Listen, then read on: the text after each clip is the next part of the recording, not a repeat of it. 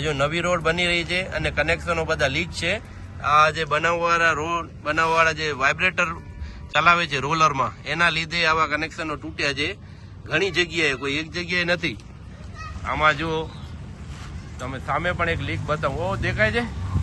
અને આ રોડ બની છે, પહેલો જે સ્ટેજ હોય એ થઈ ગયું હતું આ ડામર પાથરીને.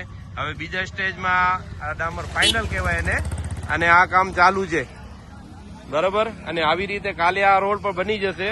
ને આ બધા અહીંયા રહેવાસીઓ છે, બધાના ઘરની અંદર કોકમાં પાણી આવે છે, કોકમાં પાણી નથી આવતા, હેરાન છે. અને 2 વખત કીધા પાછળ પણ આ લીકેજ બંધ કરવામાં આવી નથી. હું તમને બતાવું, આ શિવમભાઈ છે, એના નંબર મને હમણાં દીધા કાઉન્સિલરે, એમને કોલ કરું છું. આમે વ્યસ્ત આવે છે ને કાં તો રિંગ જાય છે, રિંગ ઉપાડતા નથી. આ એમના નંબર છે. હવે કેટલી વાર ફોન કરવા એમને. હવે આ કાલે કામ પૂર્ણ થઈ જશે, પછી આ સાંજવા આવશે તો નવી રોડ નહીં તોડશે. એટલે એના કરતા પહેલા આ બધા કામ થઈ જતા હોય તો તંત્ર સામે કોઈ પણ આંગળી નથી દી શકે. હવે આવી રીતે કરશે તો નવા રોડને નુકસાન થશે, તો પછી એનો મતલબ નથી કે રોડ બનાવવા, રસ્તા બનાવવાના. તો પછી આવા એન્જિનિયરો રાખે છે જે પોતાની જવાબદારી પણ પૂરા કરતા નથી. તો આવું કામ ક્યાર સુધી થશે?